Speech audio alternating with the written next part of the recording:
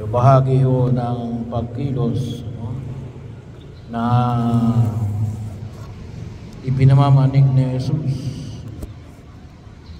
na tungkol sa paghahari ng Diyos sa mga araw na nakalipas. Ating pinagninilayan ang tungkol sa paghahari ng Diyos, tungkol sa katapusan ng daigdig. Pero isang bagay na nais na makita natin ngayon sa ngayon sa Ebanghelyo ni San Mateo ay ang pinahalintulad niya sa isang puno ng sambayanan na kumukuha ng mga bagay na bago at luma sa kanyang taguan.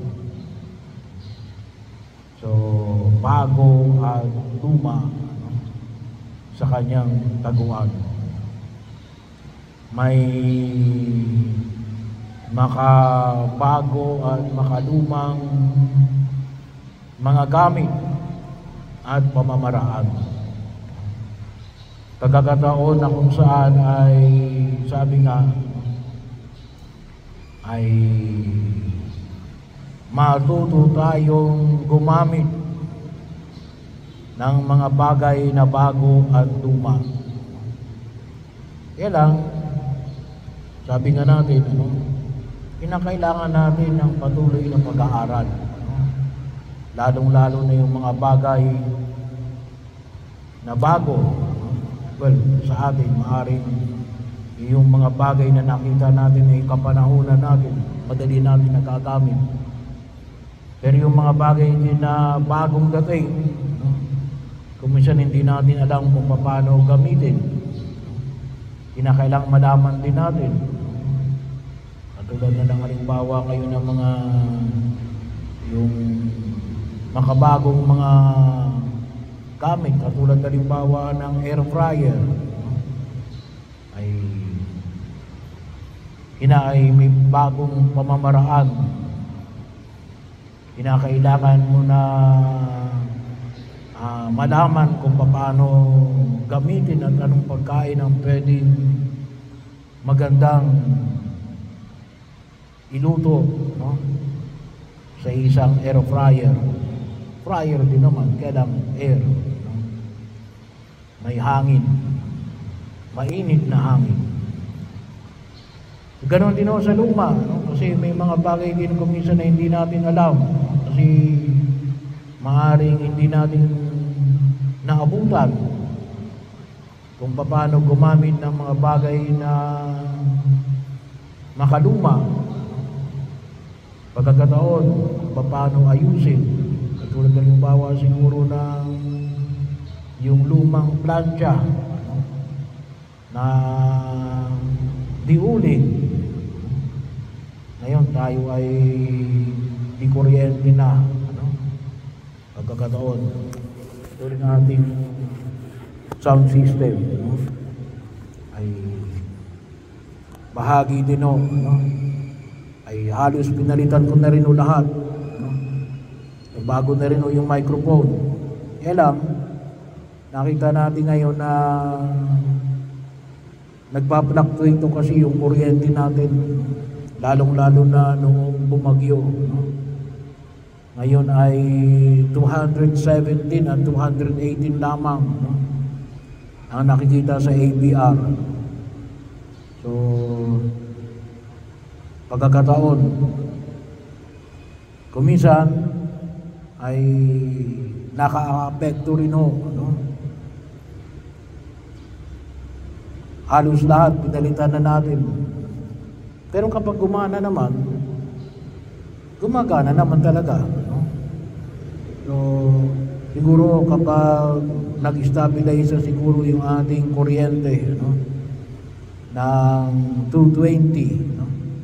Kasi 220 talaga, no? Kahapon ay nagamit din naman natin. Hindi ko lang alam kung kinakailangan ko bang bilisan, no?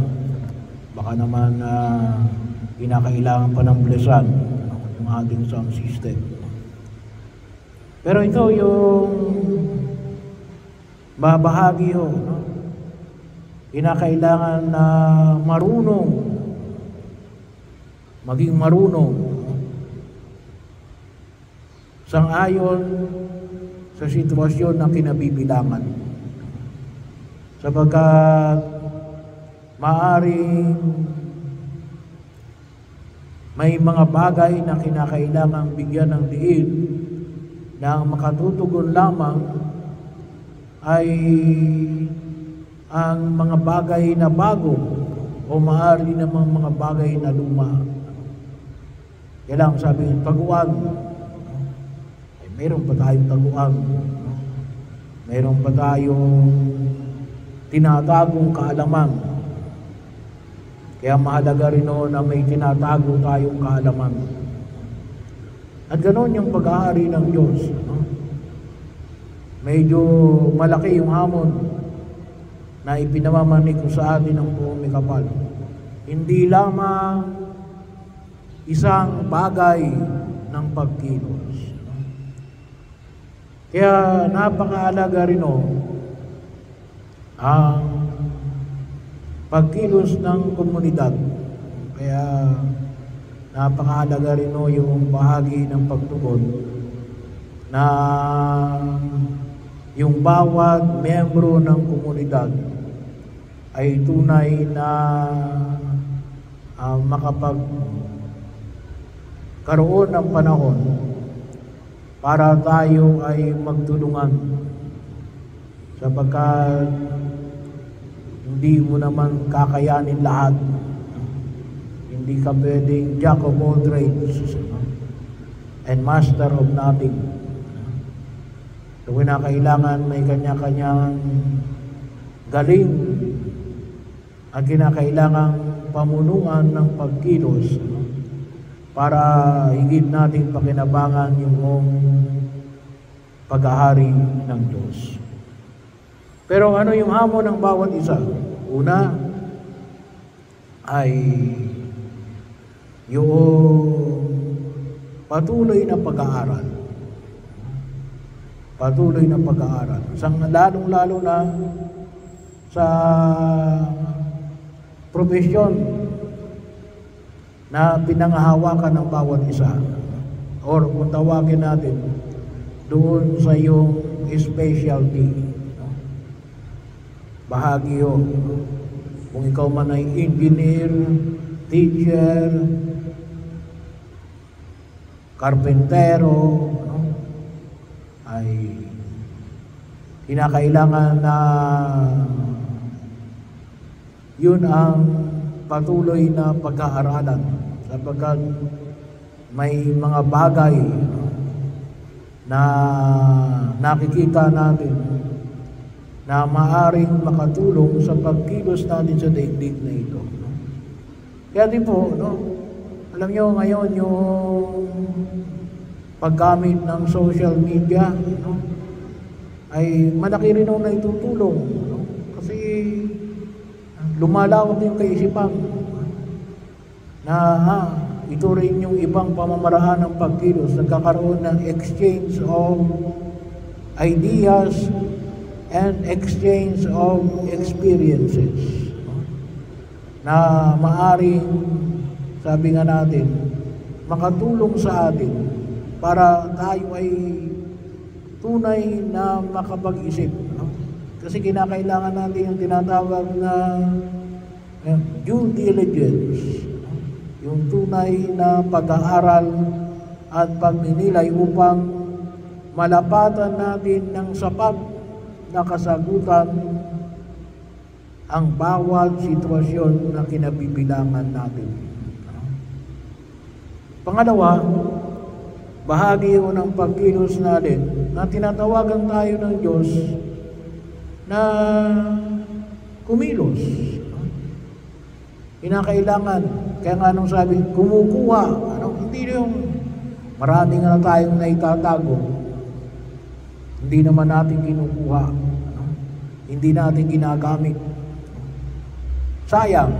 Mabubulok lang yan doon. Kakalawangin lang yan doon. Kaya bahagi rin na kung saan ay makita ko natin. Kung minsan marami tayong mga gamit na nakatambak, hindi natin nagagamit. Bakit? Kasi nga, hinayaan na lang natin nakatambak. Kaya bahagi ho yun na nawa gamitin natin yung ating kakayanan at resources sa gitna natin.